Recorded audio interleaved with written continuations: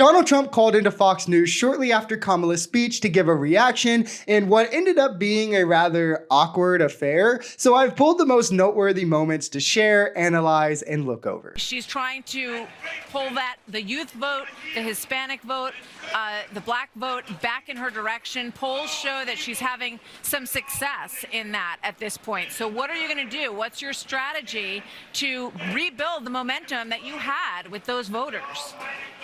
No, she's not having success. I'm having success. I'm doing great with the Hispanic voters. I'm doing great with black men. I'm doing great with women because women want safety. They want safety. And they don't have safety when they have somebody allowing 20 million people into our country, many of them very dangerous people. No, it's only in your eyes that they have that, Martha. We're doing very well in the polls. We're leading in most of the polls.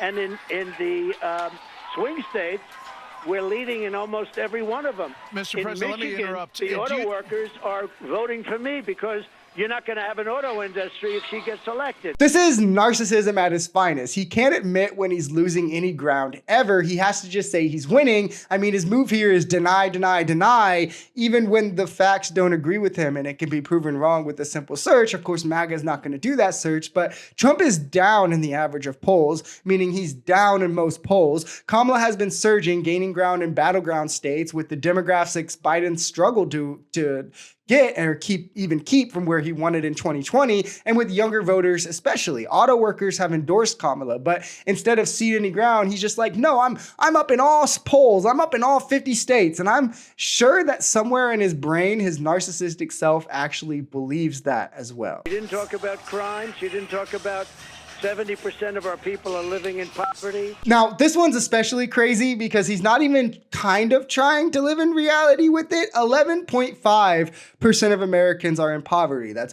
what it was when Trump was in office also, by the way. I don't know what else to say. Nowhere near 70%. We would be a literal third world country at that point. And crime is down near a 50-year low. I mean, Kamala probably should have talked about that. And I don't know why Trump would want her to, but of course, it's Trump on Fox News. He can just lie about these things. He doesn't have to say anything empirically true. The people watching are just going to take him at face value for anything he says and go and parrot those talking points to all of their liberal friends, however ridiculous that they may sound. Taxes. She's going to give a tax increase of 4 to 5 times what people and companies are paying right now. This is hilarious because he's so rattled he can't even hold the phone still. You can hear the buttons beeping probably from where he's shaking with rage. I mean, Kamala is going to cut taxes for the middle and working class families, give them expanded earned income tax credits and widen the child tax credit as well, while Trump has a tariff plan that will raise the cost of everybody's goods by nearly $4,000.